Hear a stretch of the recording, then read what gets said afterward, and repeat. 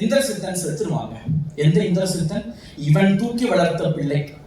அண்ணன் மகன் தானுங்க, அண்ணன் மகன் தானே. தான் வளர்த்தெடுத்த அந்த பிள்ளையை கொன்று விடுவார்கள். கும்பகர்ணன் இவன் கூட பிறந்த அண்ணன், இவன் கூட வீரனுக்கு முன் பிறந்த சகோதரன், அவனை கொன்று விடுவார்கள். ராவணன் அவனுடைய தலைவன், தன் உயிராக அவன் எண்ணியவன், அவர்களை கொன்று விடுவார்கள். மண்டோதரி அண்ணி இறந்துருவாங்க.